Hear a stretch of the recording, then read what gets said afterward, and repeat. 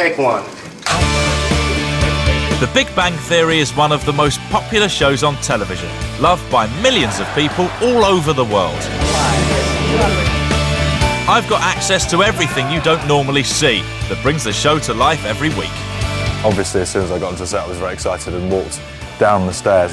From the secrets of the wardrobe room... I know! Look if this is missing when you leave, I've you're in got my trouble. arm. to watching the cast record the show. Isn't it fun to learn things? You're learning things every second. This is being great, with me. actually.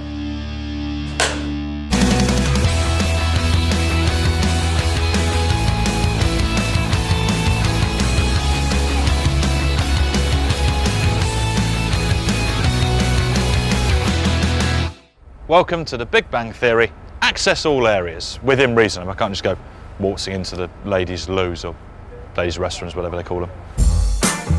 Luckily for you, I am allowed to waltz onto the set to meet the cast, and I'll be starting with the tough questions. Which character do you most enjoy shooting scenes with? Oh, goodness, that is Sophie's choice. Who makes you laugh the most when you're doing scenes with them? Who makes me laugh the most? Favorite people to work with? Yeah. How can I answer that? Just try and start World War III on this set? I'm not going to answer that.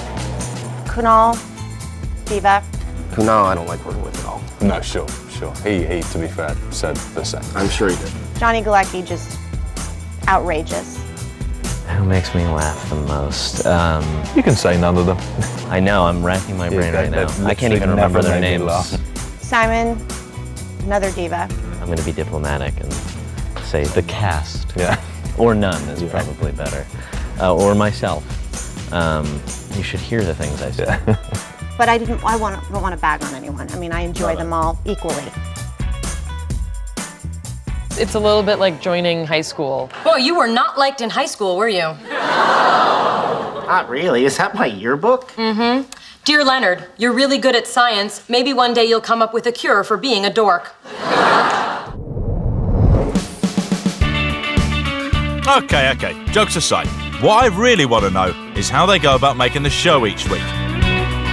We start on Wednesday mornings. We do the table read, which is all the actors and producers and writers. We read the script and we laugh. Mm-hmm. Hopefully. Hopefully. And that's usually when we find out what's going to be happening. So it's as much a surprise to us as everyone else. The writers take notes of what seems to work well, what didn't work, and they go off to start rewriting. Thursdays and Fridays we rehearse more, get it on its feet, and do run-throughs for producers and network and studio. That's when rewrites come through, so sometimes the script will change by as much as, I'd say, a third, and then we have a weekend in between to learn our lines. Monday, we rehearse with cameras. I prefer 20 minutes of rehearsal, but these guys need hours. Yeah. So Well, anyway, I mean, you're a consummate professional. For this years. is what a lot of people have been saying. And we'll do the Tuesday night live audience taping. Take our bow, and they immediately hand us a warm manila envelope with the next morning's script in it. So that's the actors' week from start to finish. But before they can do any rehearsing or recording, they're gonna need a script. Oh, but there is an original final draft Ghostbusters script with actual slime stains.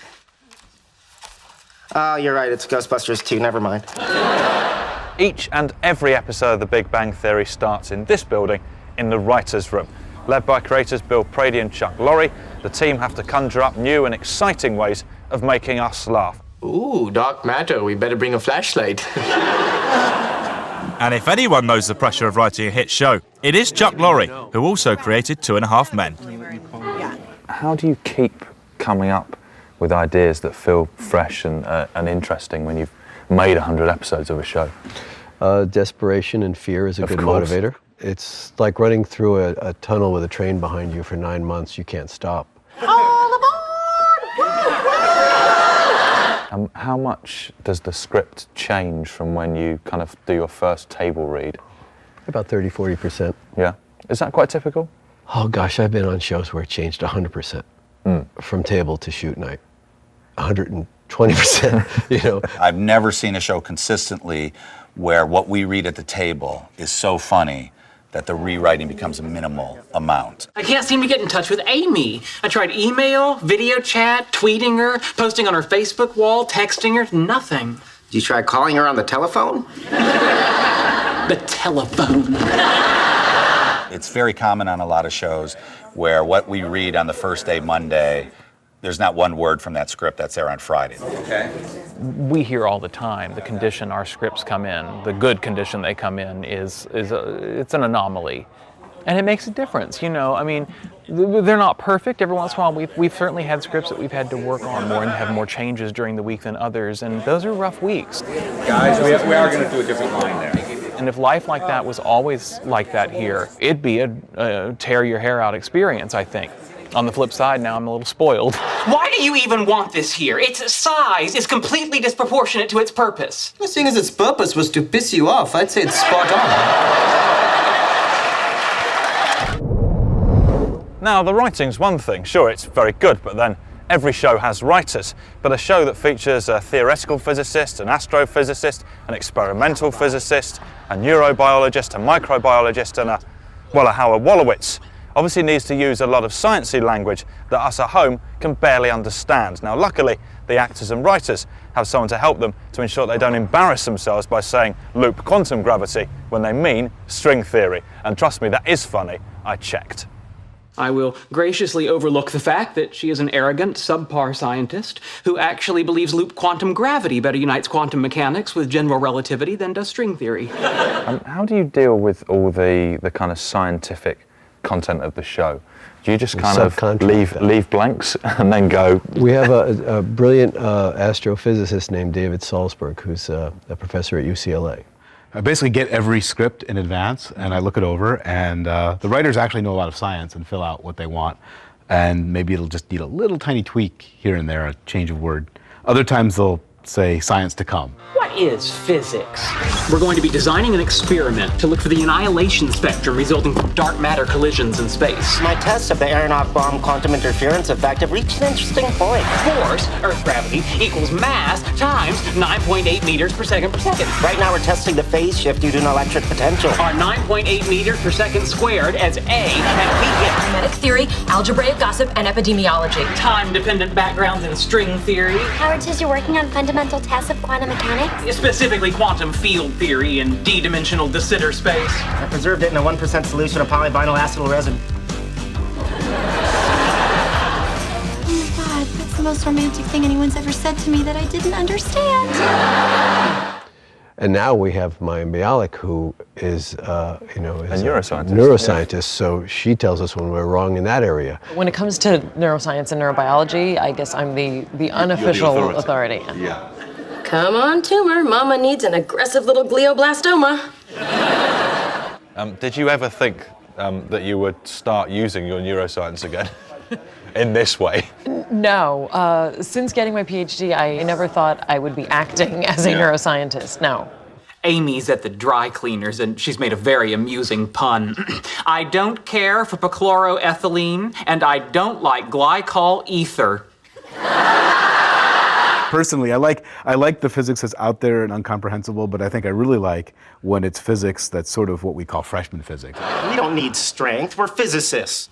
We are the intellectual descendants of Archimedes. Give me a fulcrum and a lever and I can move the earth. It's just a matter... I don't have this. I don't have this. I do not have this. It's something that so many people have been exposed to in some way, and so there's a chance of knowing what's going on.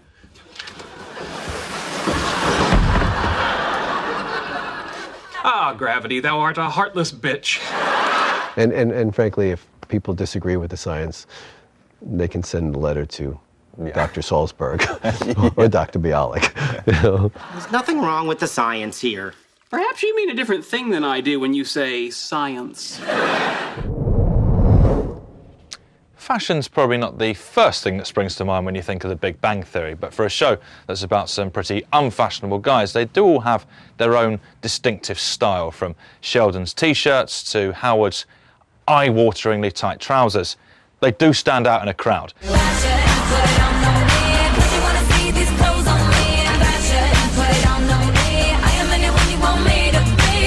So I assume this is all divided up into different characters. Yes, we call them character closets.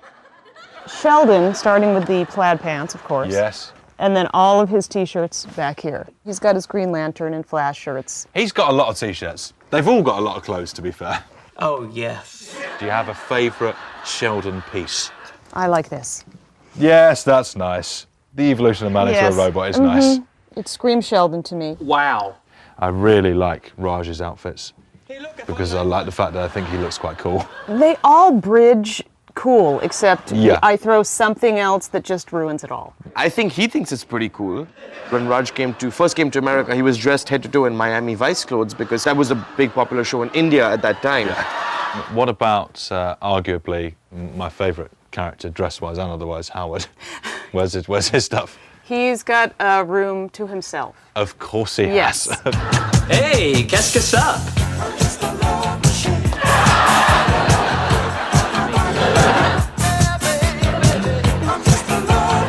Look at that. The reflective. I know. Look If at this that. is missing when you leave, I mean, I've you're got in my eye trouble. on it. There was one outfit he wore when he wore an eye patch and leather pants. The guy's a hero. Flowy blouse. Yeah, he pulled it off. Hello, boys. I would say he's a clothes horse. Whore or horse? I don't know. I think horse. I think for him, let's say whore. I want to blend in.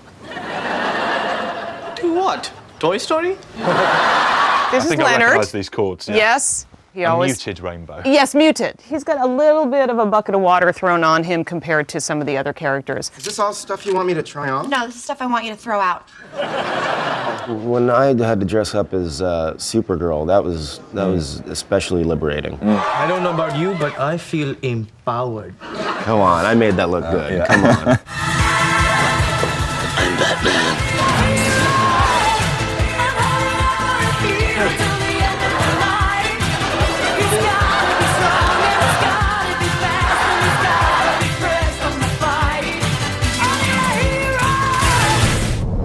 Don't go anywhere, please, because we've got more of the Big Bang Theory Access All Areas, within reason, for you after the break.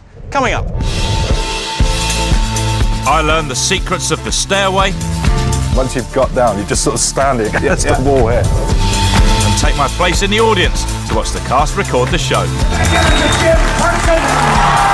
have no idea what that line is. While you I messed up mine too a little bit. Please yourself. Go.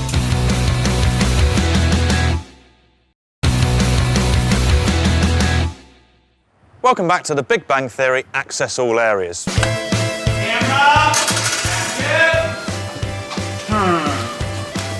Does anyone have any wood? Come on! I just want wood. Why are you making it so hard?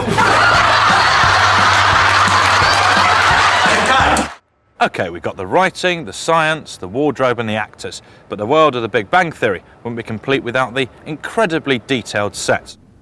Designed by legendary production designer John Schaffner, who designed the famous Friends set amongst others, the sets each have their own special charm. Actually, my favorite set is the hallway between the two apartments. The producers wanted this walk and talk in the stairwell. Well, we built the set and Chuck and Bill came down and they looked at it and said, we really need to see the stairway go down. So I was like, oh dear. So I said, I'm not authorized by the studio to cut a hole in the floor. So they went to the studio and said, we need to cut a hole in the floor. So that's how we came about with building the staircase that actually goes down about 6 feet. If you get to the bottom of the stair and make a corner, there's dirt and there's a wall full of gum on it. From the actors is the way to go on, then they put their gum on the wall. So it's sort of beginning to look like the underside of a table in a cheap diner. Obviously, as soon as I got onto set, I was very excited and walked down the stairs, and I was amazed at how little the gap is to fit in. Once you've got down, you just sort of stand it against the wall here. And the other thing about it was in trying to give them enough space between the two apartments so there'd be working space for a scene. I put this elevator in the middle, and I showed it to Chuck and Bill, and they said, well, we don't want the elevator because, you know, why would they walk up and down the stairs? And I said, because it's always broken. The landlord has never fixed it. Give me that. What'd you do that for? I had plenty of time. So this is it. I've chatted to the cast and crew. I've poked around behind the scenes. I know exactly how the Big Bang Theory gets made. All I've got to do now is take my place in the audience and watch them actually record the show. This is about as exciting as it gets for a Big Bang fan. In a way, I wish you could be it. In another way, I don't, because you'd be in my seat. What I can promise is that I'll really enjoy it for you. Excuse me. Sorry. Okay, hold the over, Richard. Ladies and gentlemen, round of applause. Are you ready to meet our cast? Let's hear it. Say hi to Maya, It's just so electric in here on our tape night. It's very exciting to have that energy from the audience. Keep it going for Canal de Air. Oh, it's amazing. I love it. Here he is, Simon Helmer. It's great. It's sort of like a short play every week. And Terry, the beautiful Kelly Cuoco. The incredible Johnny Galecki. I wouldn't be half as happy as I am here if we didn't have that live audience. And Sheldon, the magnificent Jim Person. It does add that element of surprise, and it does add some adrenaline. Cameras A, B, C, X. Comment mark. Here we go, and action! I don't think I could ever get a massage from a guy. Really? What was I doing to your neck last night while you were playing Xbox? Not much, still killing me. We always hear comments like, oh my God, that love truck is driving me crazy. And it's like, it's not a love track, it's real people. Where's Howard? No hi Raj, no how are you Raj, straight to where's the other white guy? When I watch scenes on every show when you know there's not a live audience, it's just slightly soulless. Like something's missing. They are a tangible presence in the room, almost like another character. Some of my favorite scenes, which also seem to be some of fans' favorite scenes between Amy and Sheldon, do not play that way all week. The way you see them on TV is the way that the studio audience determines that they get played. There's nothing like people seeing, Sheldon and Amy kiss for the first time. You can't gauge that.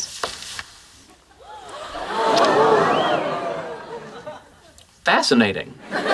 And for me, that's really where a scene gets life that it doesn't have for the previous 5 days. It's like I'm living in a dictatorship. You must take a vacation. You must have fun. You must enjoy life. I don't think you have a good handle on dictatorships. There are moments that you can't help get carried away. I guess like you would in theater, you try to be professional. You try to keep your pants on. Yeah. It's not always possible. No, it's not. But we do our best. The audience is amazing because they give you instant reaction. And they don't lie. They'll tell you immediately if something is working or not. I am the king of nerds.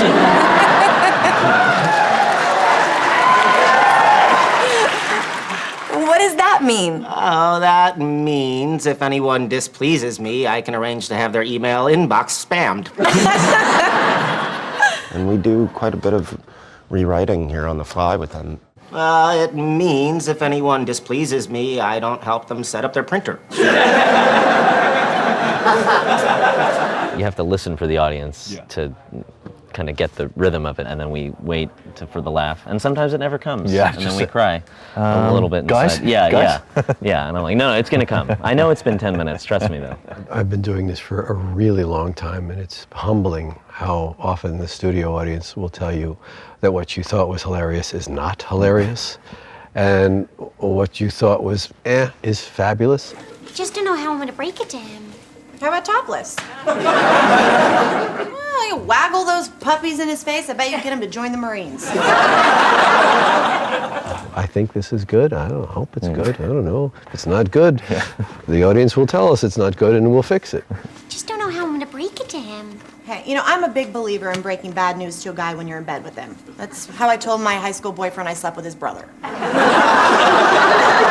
That's how I told his brother the same thing. You can't anticipate what other people are going to respond to. And if you think you can, you're crazy.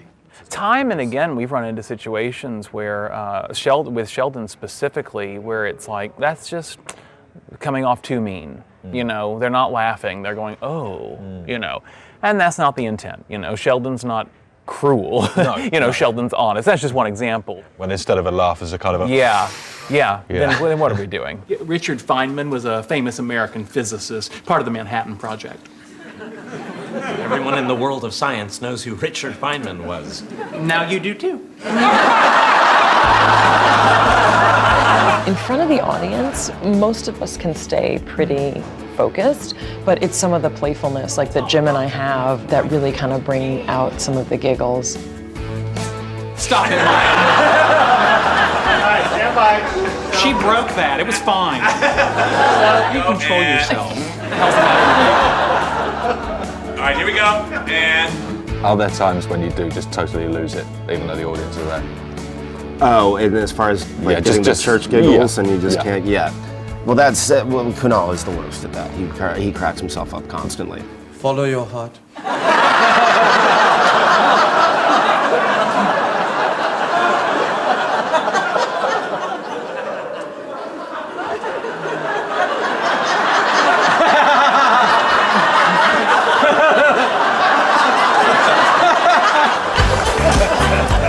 I'm the worst at it. I've heard that. I have heard that. That's why you asked me this question. This is like a big setup. Yeah, it's leading. Like, it's leading. Screw with me, yeah. No, it's so bad. Like, it's because I'm having the most fun. Yeah. No, it's probably because I'm the most unprofessional. But He can't stop laughing at his own jokes. And so I'll come over and whisper to him, sometimes babies die. And that steals him up. When I first got here, Can I take it right from there? Right from there, okay, Mark? English is tough. I'm going to be doing some brainstem histology while you get yourself on the, I have no idea what that line is, while you I messed up mine too. place yourself. Go. There's a live audience, and when they are enjoying it and their laughter is sincere and genuine and loud, that's a great sense of gratification. Too much? No. And that's a cut. Come on, give him a shout.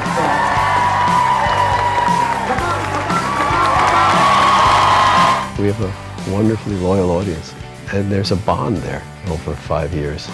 You gave us your half hour to watch the show. I want you to come away feeling like it was a half hour well spent. What an experience. I genuinely feel very lucky to have gained this insight into the making of the show. Turns out it's both complicated and fun in roughly equal measure. But I think I'll leave the final word on the last 100 episodes to the cast. What are you tuning in for every week? It's not the story in the sense of what will happen this week as much as it is whatever happens, I want to see what these people do. Here we are 5 years later. Really close, and 100 episodes, that's over 500 days here in the same room with the same people. Part of the reason we're still here is it's a great cast. These are really talented actors, and they can do anything we ask them to do. They couldn't be a nicer group of people. They were just so welcoming. And the fact that, nobody's killed another person. It's a real achievement. Yeah, it's a real achievement.